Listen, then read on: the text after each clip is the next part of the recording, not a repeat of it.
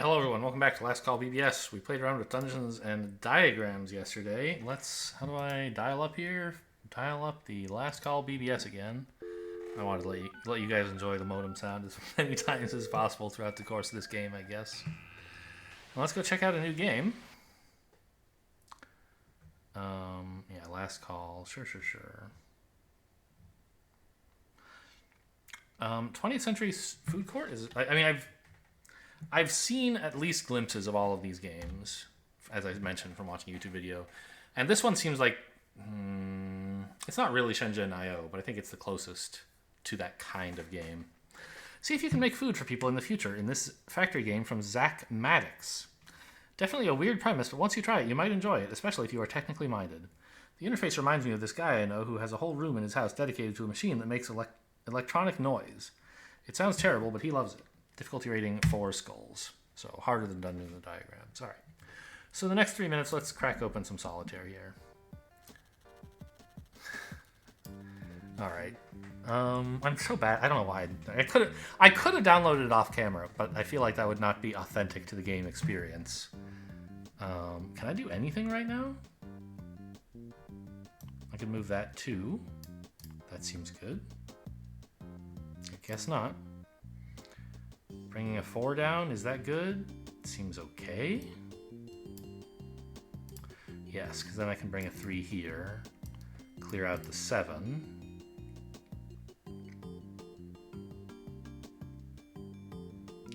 Would a jack here be useful? Would a black 6 be useful? Or should I save the space for something else? Actually, I can clear it up for free like that. And then this red 8 goes here.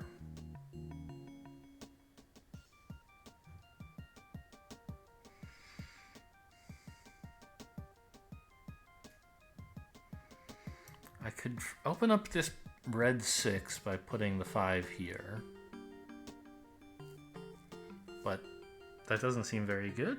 Well, I could then put the red 6 here and get the 3 of spades, but that all still seems pretty useless. I could, for example, put a 9 here, get a black jack to put on this, and then put a red 10 on the black jack, get a black queen, then the red jack goes here, and I get the 2 of diamonds. That's probably enough value that it's worth something. What was the line that led to that? Was it taking this 9 here? Yeah.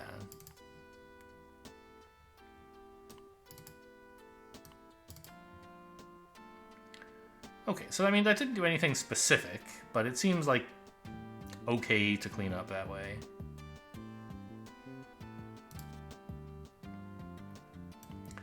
Red 4.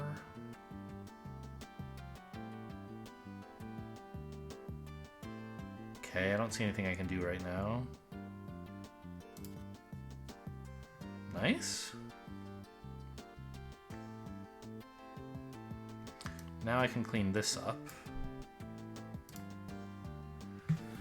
I don't think there was any reason not to. This 8 can come down here, which seems okay, unless there's some other 8 I'd rather rescue. Like this one over here. I mean, I can't rescue it, so no. Red 10, I don't have any black jacks lying around.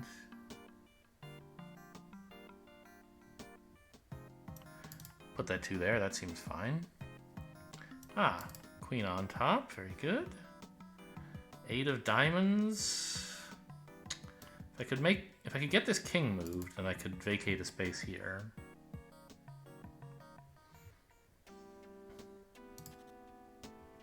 Seven of diamonds, 10 of spades. Oh, what beautiful cards.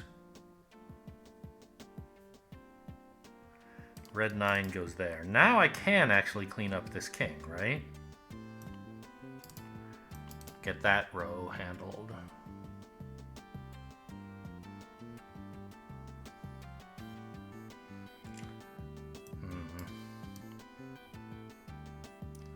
Would this be any good? I want to get to that red 6, but I don't have quite enough space to do it, right?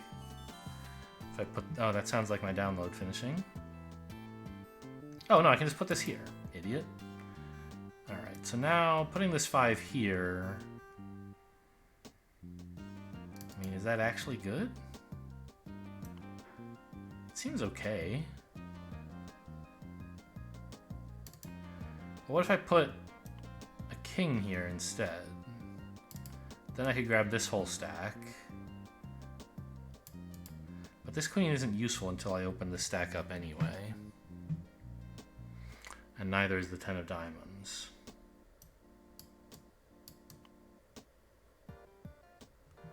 Put this here, 6 here. Then I have the black 8, but nothing to do with it, really. Would the 2 of spades help somehow? I don't think so. I think I'm just going to leave this space for whatever comes next. Another red king? That's horrible.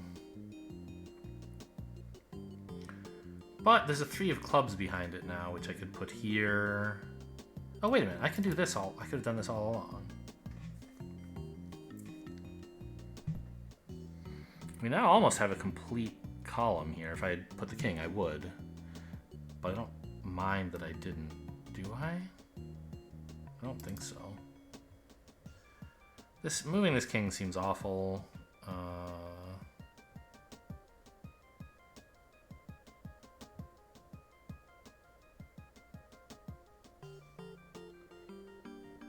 Okay, hit me, I guess. Black queen. Did I want that for some reason? No. Not really. I could have the queen of the 3 of hearts and then the jack of diamonds if I put the queen down here. Jack of diamonds lets me open up this red 4, which seems worth something.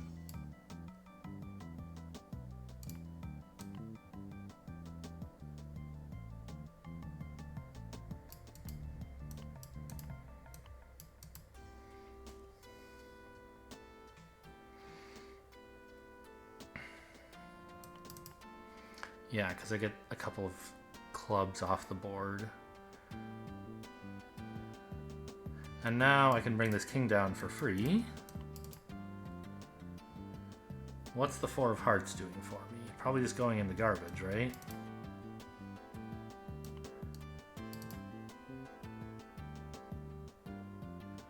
Do I want to put this king here? Let me unload this queen. But this queen's still not really doing anything. I can offload the 4 of clubs. I guess. Which means if I can find a black 6, there's one here. The other one's still in the deck. Alright. There it is. How about this 9? That seems good. I think it's worth just getting this 9 out of the way, right? Why did I want to do that again? To open up this, yes. This doesn't cost me any space. I get a column back. Now I could junk this red 5 if I wanted. Is that good or bad? It seems fine. Another thing I don't understand about Solitaire is like when you have these computer programs that play Solitaire for you, sometimes they automatically move pieces from the board to these piles, and sometimes they wait, suggesting there's like some cases when you might need the piece and some places when you don't, and I don't really understand when those are. This 8, I could put it here to open up this king, and then put a queen over there. And yeah, I guess... Oh, put it there, of course. Now we're cooking. Okay. Can't do anything with this at the moment. Oh, I could have done that as well, I guess. Do we win? I have to move some stuff around first, I guess. Okay, that should do it.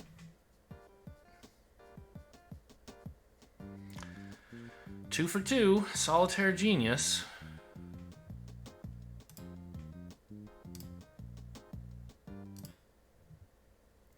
20th century food court. All right.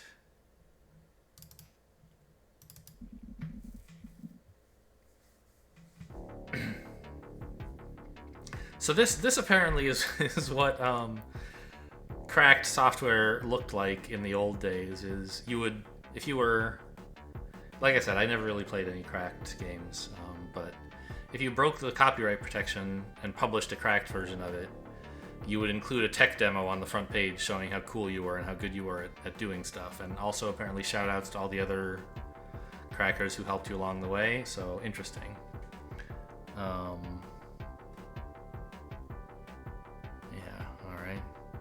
I can barely read this text.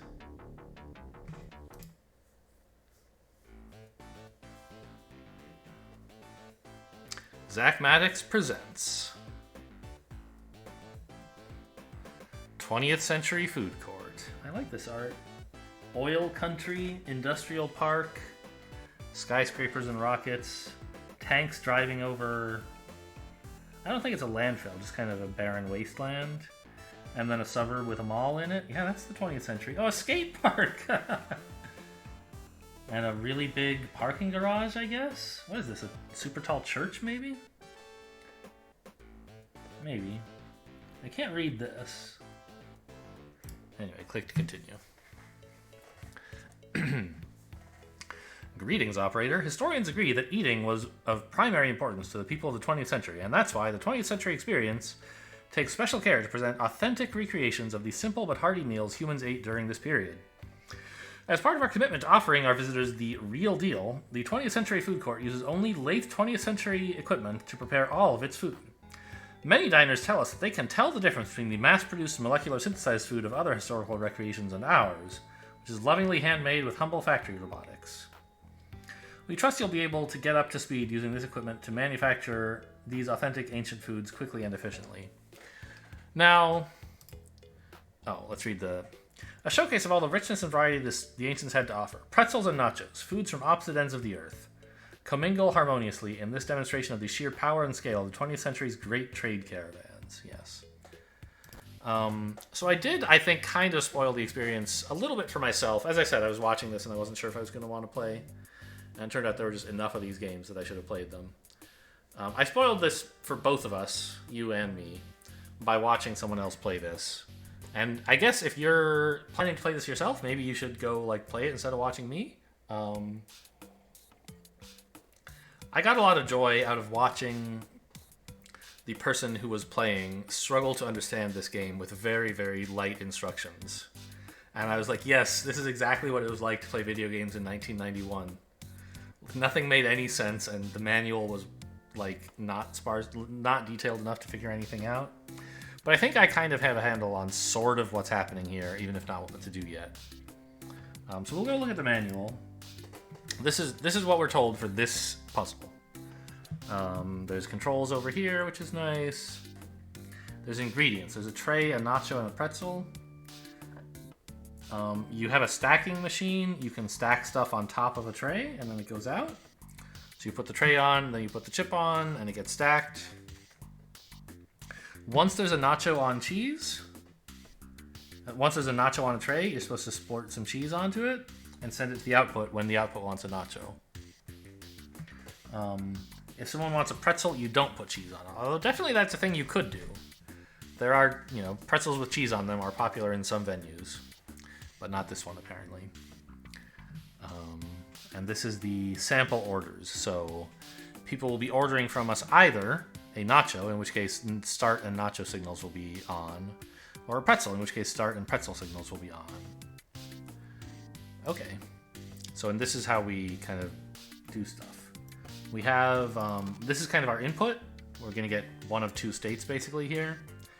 And we have a button to make a nacho, a button to make a pretzel, and a button to spray some cheese. So cool. For example, something we could do, which would not be correct, wouldn't solve the puzzle anyway. How do I place conveyors? Just left click, okay. So we could say, I don't know, how do I move a part? Oh, just like that. Cool. Although I guess we want So we could say if someone asks for a nacho... Oh, space isn't the button I wanted. Step. We could say, okay, make a nacho. But the problem is it collides with the tray. Oh no. Disaster. How do I stop? Okay. So if we instead do like this, then the tray comes out and the nacho comes out behind it. Amazing. And we can put a stacker here. Is that pointing the right way? It is. And it gives us back controls to control this stacker. So this stackers in general, emit... They have an input and an output. The input... Sorry, they produce output when two things are stacked successfully. And their input is please release the things. So for this simple puzzle, we can just wire the stacker to itself. And if we step, we'll see that the tray waits there. The stacker stacks the nachos on top of it, and it's now signaling, yes, it is stacked. I will eject now. And so we succeeded in giving someone a plate of chips, but of course what they wanted was nachos. So we have a cheese dispenser here, which could just spray cheese here. The problem is we don't know when to spray the cheese. So if we go look at the machines, we also have access to a scanner, which again gives us more information, more controllable bits. And we can say, when you scan a nacho, tell this thing to make cheese, to dispense cheese. And I think this successfully makes a nacho. Is that correct? Yep, it looks like there is cheese on that. So that is a success. Like I said, this takes a lot longer if you haven't already learned how the game works, I think. You could easily struggle through the instructions on this. And I found that was a very joyous experience to watch. And then I think it's just if you want a pretzel, make a pretzel, right? And we're done. We're not going to spend cheese if there's a pretzel in the way.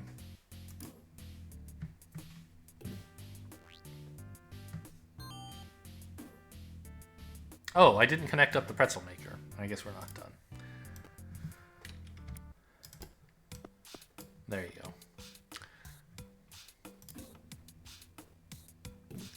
So the tray comes out a little bit ahead of whichever food needs to go on it, just in time to go on the stacker.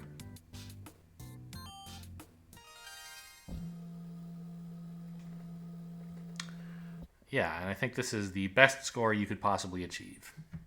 A showcase of all the richness and variety. We read that already.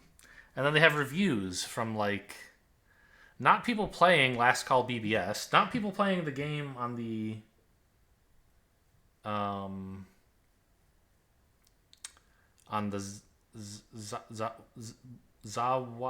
the heck is the machine called? I've forgotten the name now. Kawasaki?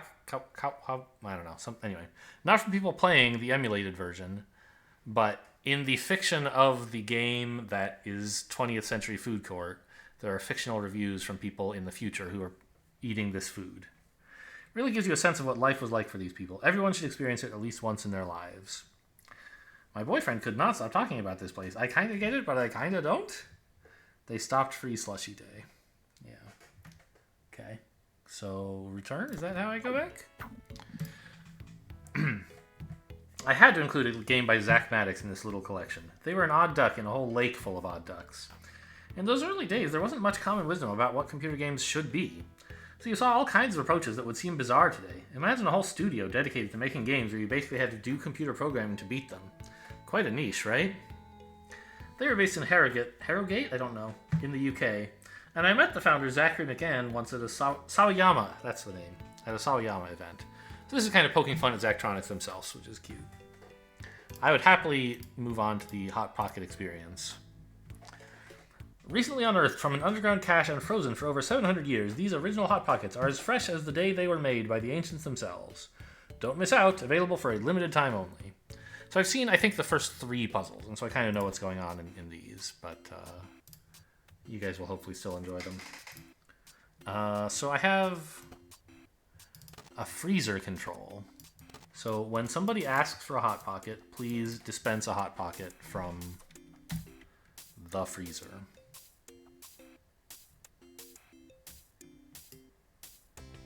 Here. And I also have, if we look at instructions, a couple of new machines, right? So they're saying, here's what you should do. The Hot Pocket's going to come out. You need to microwave it. And then when it's cooked, i.e. at 4 bars of cookedness, eject it and then put it on the tray.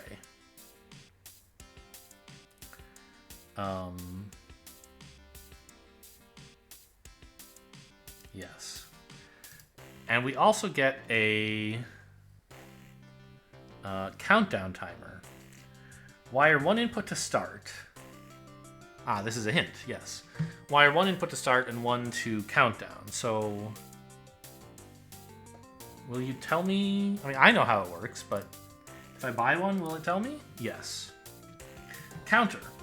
Continuously modifies an internal counter value by pre-programmed amounts when 1 or more inputs are active.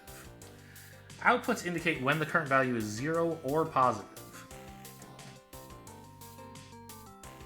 Okay. So we basically have 2 control inputs to this thing. And this one doesn't manifest as a machine. It is strictly a control wire. So what we want to do, 0 or positive. So we need to cook for 4 time cycles. So we'll send 1 input to be -4 and 1 to be +1. So when we're asked to start, please set the timer to -4.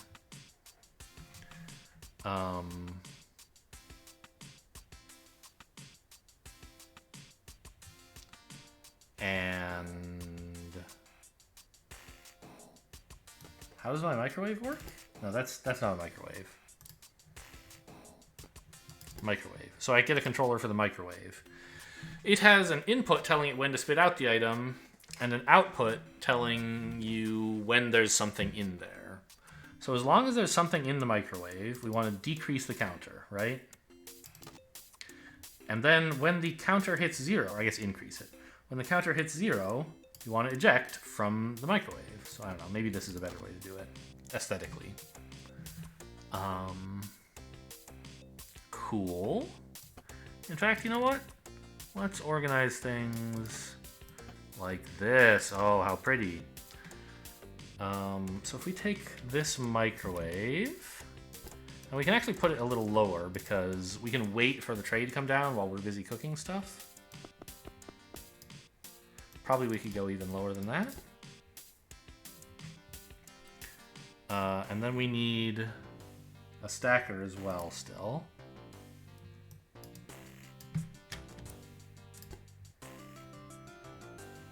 And just wire it to itself. When it's full, please eject.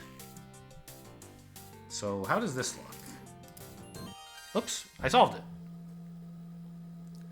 I meant to hit the step button, but I hit the fast forward button. Okay, we'll go look at that in a minute. They say these are from 700 years ago, but I don't believe it. I know times were tough back then, but there's no way ancient people put up with these.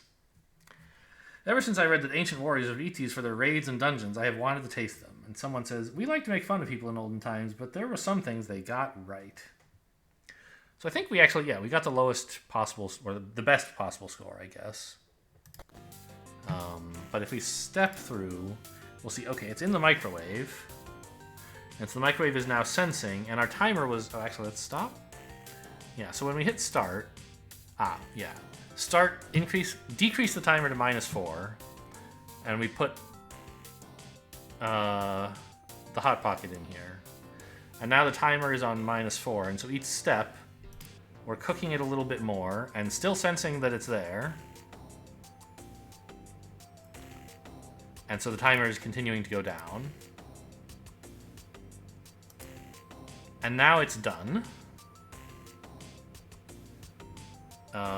So the timer says 0, so it's saying eject.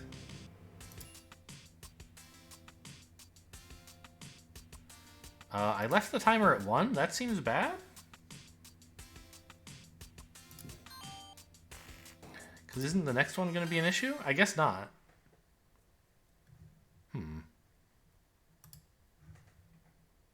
Maybe the counter resets every time you get a new thing? I don't know. Alright, what's number 3? Wine o'clock.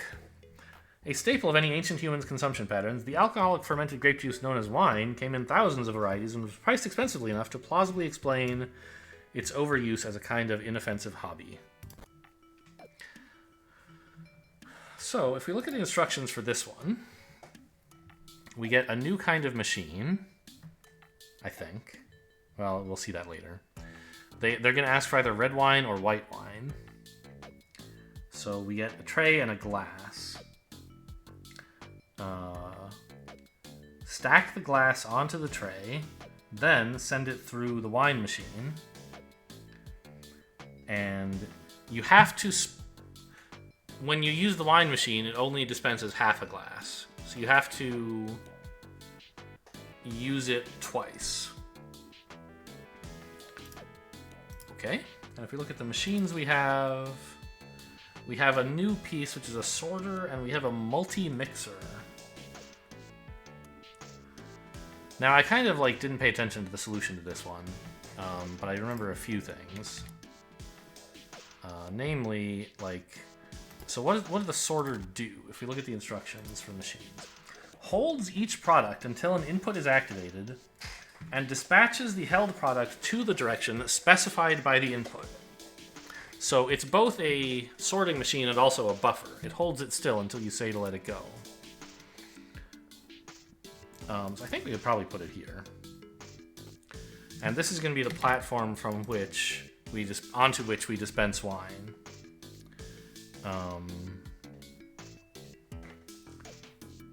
So if I, for example, here's something that would be good to do, that would be bad. What if I said, just like, when we're asked for red wine, of course, make some red wine. Disaster. We're pouring red wine onto the sorter instead of into a glass. So we don't want to do that. Instead, we need to know when there's something here to pour wine onto. And that is what the scanner is for. So when you detect... Now this kind of seems weird to me. The scanner sees a glass. Even though it's empty, it knows it's a glass that they asked for red wine. So we can say, if you detect red wine, please dispense red. And if you detect white wine, please dispense white. I think. Now, how do I know when I'm done? Right? Because now it'll just pour forever. Right?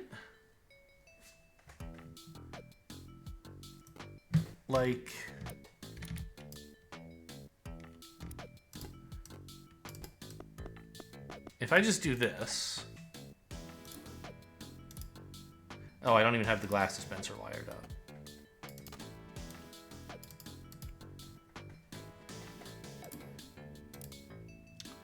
And I don't have a stacker either.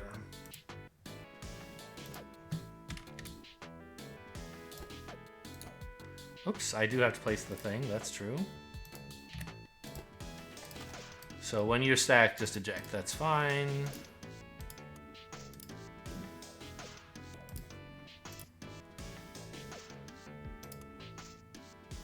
So it has detected that it wants red and is therefore going to dispense red. And then it's detected it wants red, so it's still going to dispense red. And then it's still going to dispense red. But it's too full. So somehow we have to activate the sensor on this thing, saying, yeah, send it around again. And that I don't totally understand. So let's look at the new machine we have. The multi-mixer. So what does this do?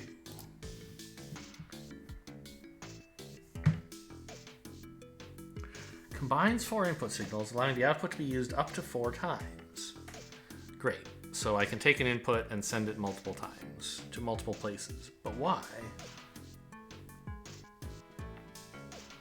Why does that help?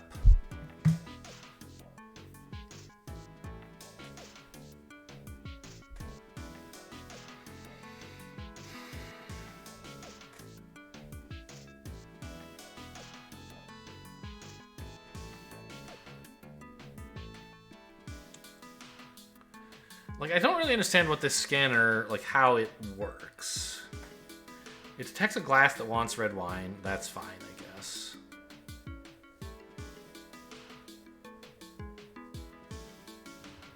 And also, what happens if there's multiple inputs and multiple outputs on this? Combines up to 4 input signals.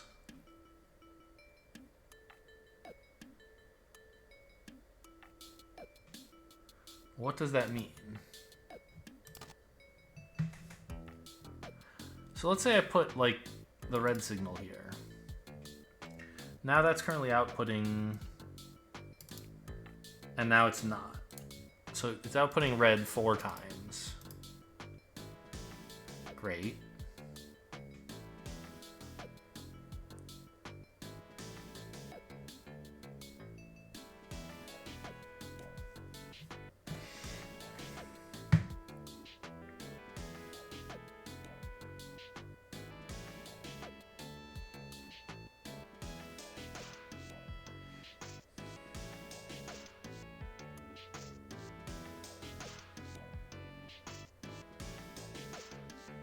What?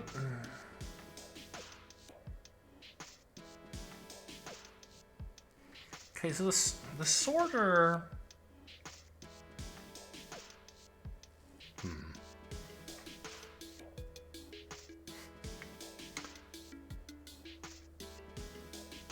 So, okay, if I do, like, this, for example, that's not possible, this. Then whenever we scan anything, we'll say, yeah, go ahead and send it out. That's not going to be correct, I think. Well, let's see what happens. Yeah, so we said, okay, pour white, pour red, and then let it move on, which is not what we want.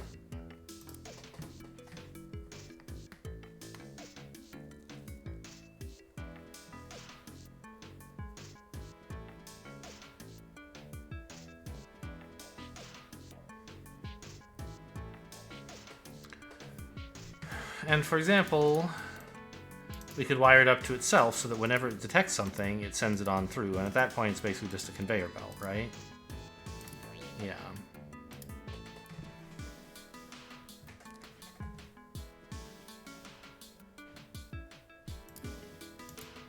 Okay, and start and red just fire once at the beginning.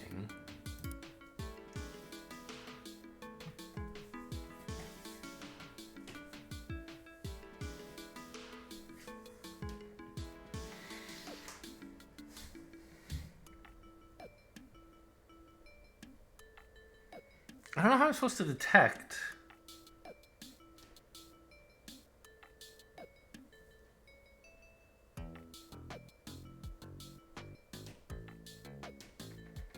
Because as far as I can tell, this, I don't understand how the scanner works. Because somehow it detects that there's red wine in an empty glass. Okay, let's turn off the sorter for a minute, so it'll never let anything out. So I guess here's a question I could ask: do any outputs change? So right now, this is lit up and the sense on this is lit up, and that's it. Then after I pour half a glass, the same inputs are set, and when I finish pouring a full glass, the same stuff is set.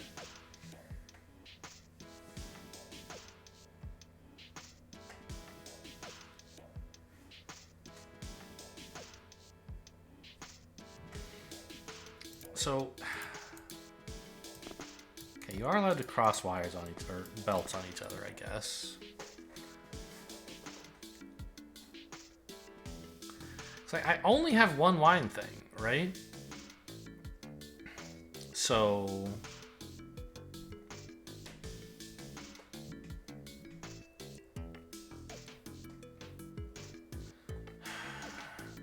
I can't, like, have product go through this belt through the sorter multiple times, I don't think. Because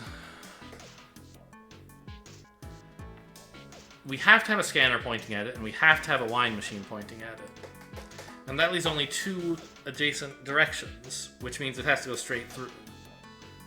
Or it has to go left or it has to go right. We can choose whichever one, but we can't have it ever do two different things.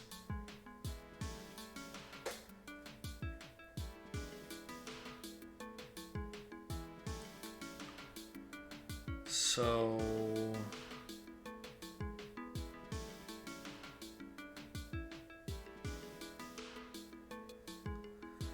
that means we have to fill it up twice while it's sitting on the sorter. And then push it away. But to do that, don't I have to detect when it's been filled twice?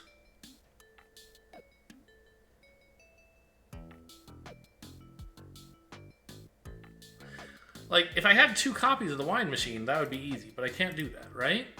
Yeah, I'm not allowed to buy another wine machine.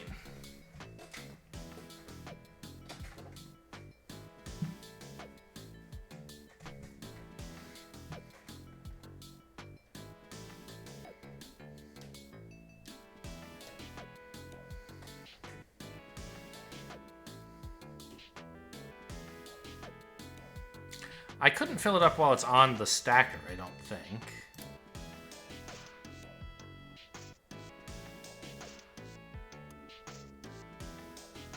I need to somehow...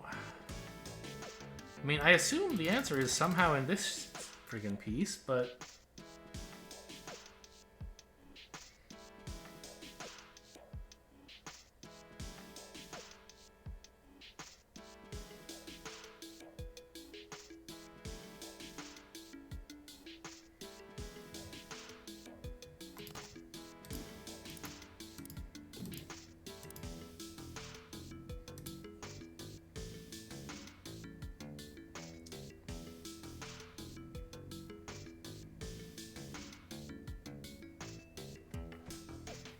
Now, why in the instructions for this? I guess I was just confused. The stacker is the one that says eject, not the sorter. Okay.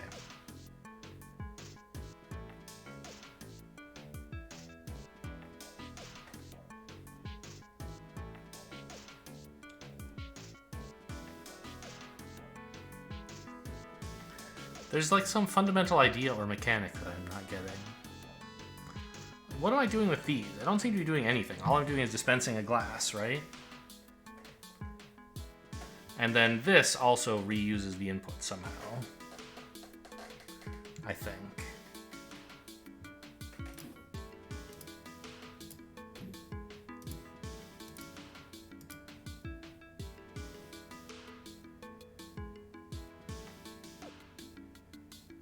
Yeah, when it scans a glass that wants to be red, it puts wine on it.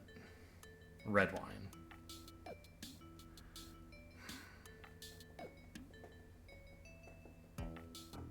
Okay, I mean, maybe I'm just totally overcomplicating things. I don't think so, but maybe this somehow lets you use a signal for 2 time units instead of 2 copies of it in a single... So let's say we did that. But I can't wire 2 up to this, so that doesn't make any sense. I can't use the wire... Like, I can't use 2 wires to make 2 copies of this signal. What if I said go straight? I don't think this is any better.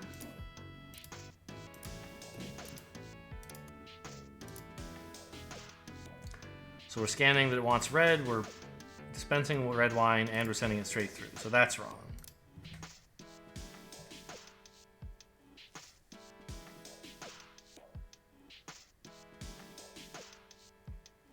Okay, do the instructions for this level clarify somehow?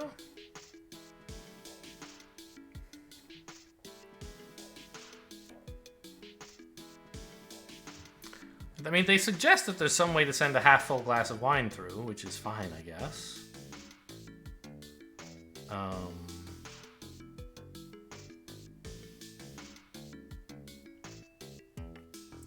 But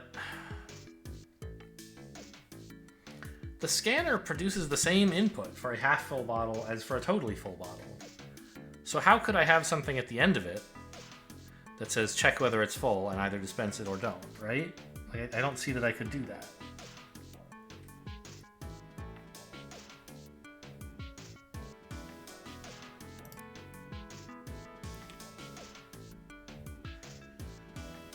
there a copy paste or something? Not really. Oh, move is just left click? So I could, yeah, I guess it's not, there's not that much that needs copy paste, huh? So I could do that, and then there'd be space for another sorter here or something. Like we could even make this go straight.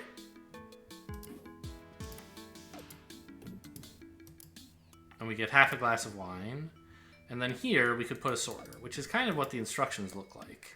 Maybe there's some reason that that works that I'm just not seeing. So let's put a sorter here. And I think I need another scanner if this is what I'm doing. And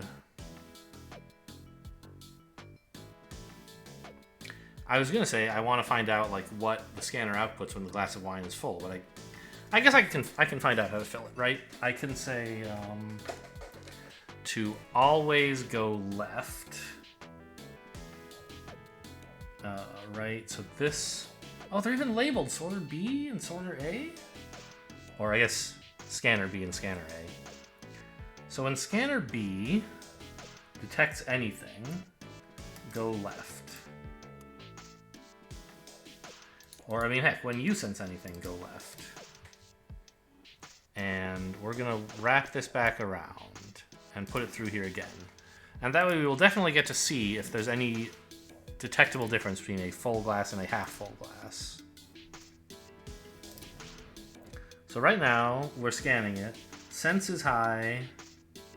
Scan and red are high. Right?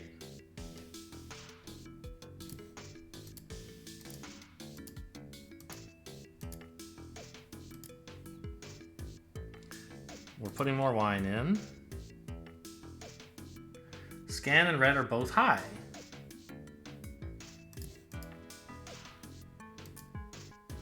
So, like, what am I...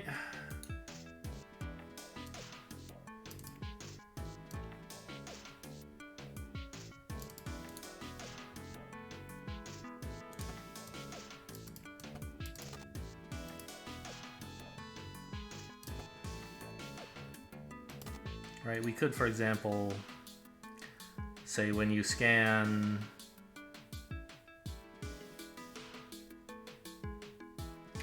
hang on, remind me how this works.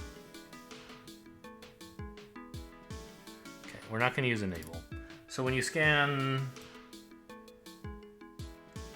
something other than red or white, send it left. Oops, no. Send it left. And when you sense... Okay, I do not think this is the right way to do it. When you sense red or white, then send it straight through, for example. I think what should happen is these should both light up, and I don't know, the machine's going to be pretty unhappy with that, right? Yeah, it's now... Well, hang on.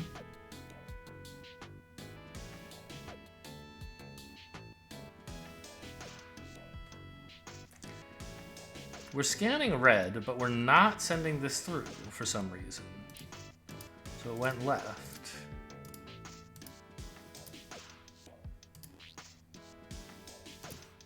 Huh. So I thought what this would do is say, if you get red or white, send that over here. So what does it mean to combine input signals then?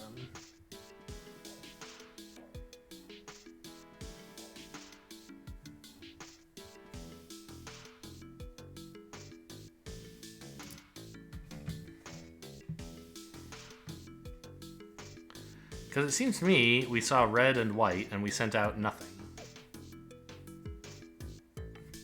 If I remove this white, though, it should trigger both of them, right? And that should make the machine upset? No.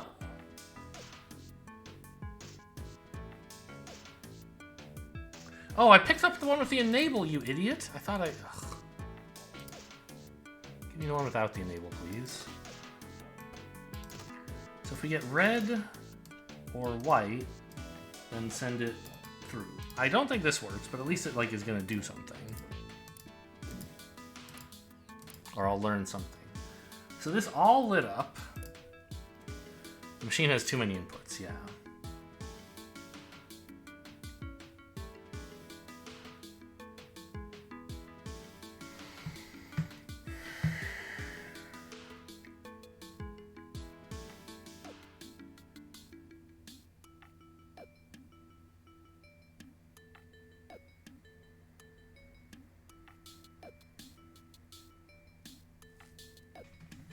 I don't really understand like what I'm supposed to do.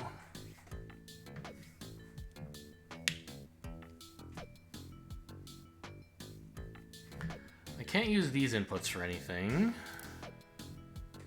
This stacker's already happy.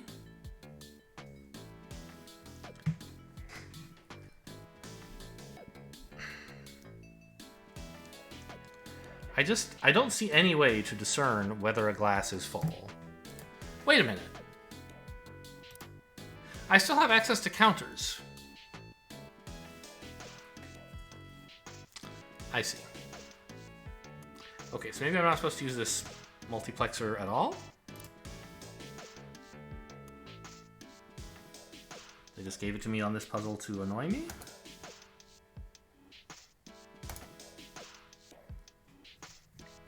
Or, oh, I see. It's useful for something else. Alright, so let's throw this junk all away. Put this here. Wire that up. Okay, I think I understand what I'm supposed to do now.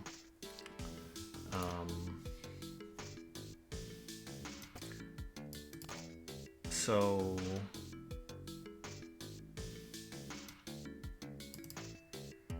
when you scan red or white, okay, dispense the appropriate product. And give me a... no. Give me a counter, please. Where start says... ah, that's what I need the multiplexer for.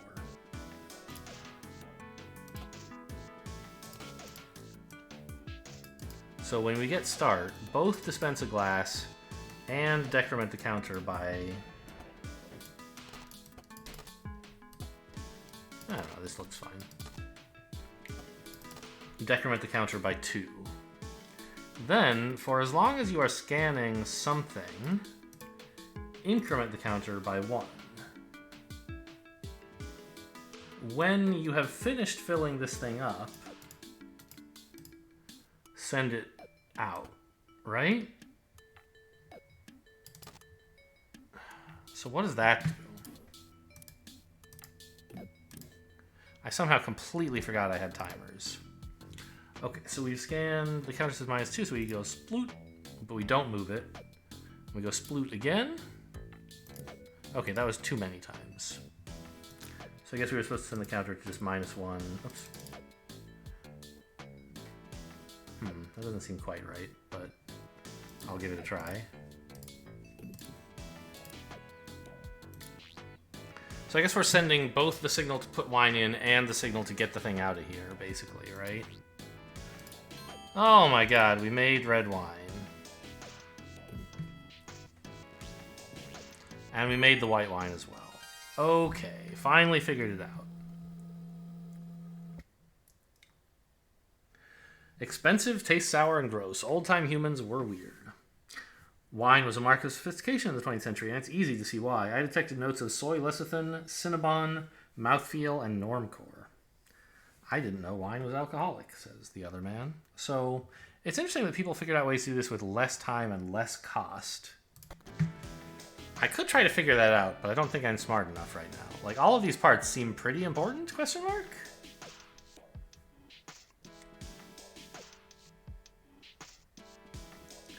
Like, maybe there's some way to do it without the multiplexer, but I don't see it, right?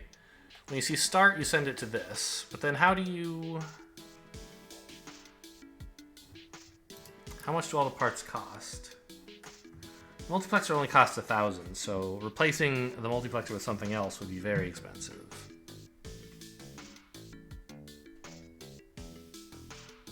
Huh. Well, forget it.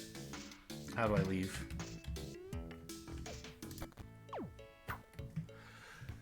Alright, I love the idea of Mumbai Chat. I don't know how you're meant to pronounce that word.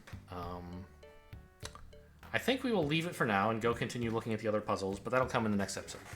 Hope you guys enjoyed. Thanks for watching, and I'll see you next time.